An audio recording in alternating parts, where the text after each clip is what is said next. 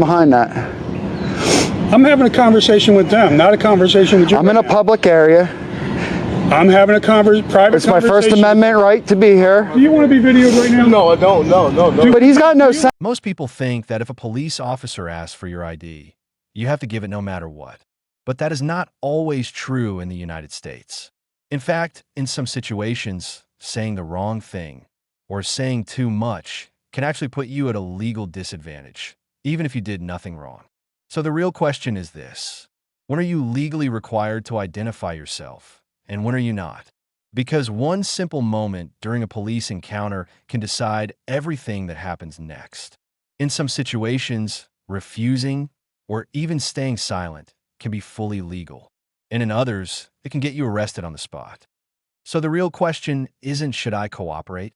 It's, what am I legally required to do right now? Because one wrong assumption in that moment can completely change your outcome. In this video, you'll learn when you must identify yourself, when you do not have to say anything, what police are legally allowed to demand, and the exact phrases that protect your rights without escalating tension. Let's break it down step by step. Before we go anywhere further, comment where in the world you are watching from and make sure to subscribe, because tomorrow's story is one you don't want to miss. Know the situation first: driving versus walking. Everything starts with one question: why are you interacting with police in the first place? Automobile scenario 1. Traffic stop. Officer: license, registration, and proof of insurance. Driver: here you go. Back-end index pointing right. In all 50 U.S. states, if you are driving, you must identify yourself. That includes showing your driver's license. Why? Because driving is a regulated activity, not a private right in the same way walking is. So legally, you're already under identification requirements when operating a vehicle. Officer: hey, come here for a second. You, am I being detained? This moment changes everything. Because if you are not driving and not arrested, the law is different depending on the state. Some states require you to identify yourself during a lawful stop. Others do not, which brings us to the key legal concept. Legal requirement: stop and identify laws. In the United States, there is no single national ID law. Instead, it depends on state law. Some states have what's called back-end index pointing right, stop and identify statutes. That means if police have reasonable suspicion that you are involved in a crime, they can legally require your name. Officer example: do you have ID on you? You, am I being detained? Or, am I free to go? This question matters because if you are not detained, you can refuse and leave. If you are lawfully detained in a stop and identify state, you may be required to give your name. But here's the critical detail. Even in those states, police usually cannot force you to carry physical ID unless you're driving. They can often only require your name, sometimes your date of birth, not your full documents.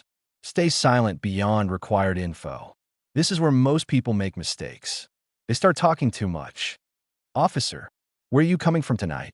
Person: I was just at my friend's house. Then I stopped at. Stop right there.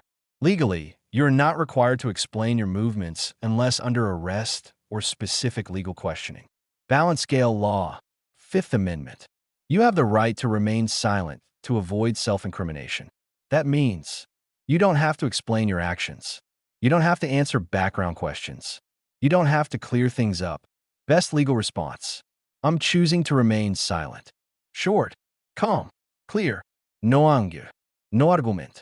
The power of "am I free to go?" This is one of the most important phrases in any police encounter. Officer: do you have ID with you? You, am I free to go? Why this works? Because legally, police encounters fall into 3 categories: voluntary interaction, detention, Terry stop, arrest. If you're not free to go, you're being detained. And if you're being detained, then the rules change. Realistic scenario: officer, just show me your ID real quick. You, am I being detained? Or, am I free to go? Officer, you're not free to go yet. Now you know, this is a legal detention. So your response becomes, understand, I choose to remain silent. That protects your rights without escalating tension. Do not resist with words or emotions. This is where things often spiral. Not because of what people say, but how they say it. Wrong response. I don't have to tell you anything. You can't do that. This escalates instantly. Better response. Calm. Controlled. Minimal. Officer, you need to identify yourself. You. I'm not refusing to comply. I just want to understand if I'm legally required to identify myself. Why this matters. You are not resisting. You are clarifying the law. That tone is legally and tactically safer. Police interactions are judged later by courts based on reasonableness, officer safety, your compliance behavior, not emotional arguments in the moment. If you are detained or searched. Now, let's say the situation escalates. Officer, for officer safety, I'm going to need you to step over here. At this point, you're likely detained. What you should do, stay calm. Do not physically resist. Keep your hands visible. What you should say, I do not consent to any searches.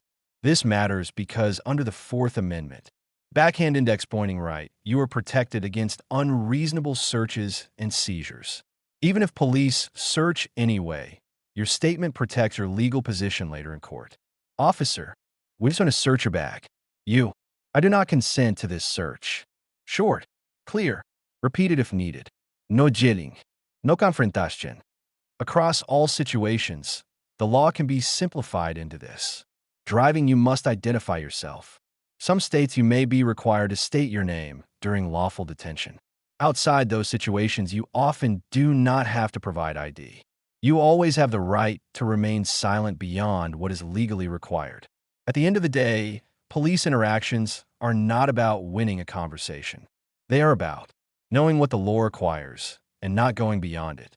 Because once you understand your rights, you stop reacting emotionally and start responding strategically. So remember this. You don't need to argue. You don't need to explain. You don't need to overtalk. At the end of the day, this is not about disrespecting police. It's about understanding your rights before you ever need them. Because once you know what the law actually requires, you stop guessing and you stop panicking. You don't need to argue. You don't need to explain yourself. And you definitely don't need to say more than the law requires. Just remember this one thing. Stay calm. Know your rights. And only provide what the law legally requires. Nothing more. And if you found this useful, make sure you subscribe, because most people only learn these rules after it's too late.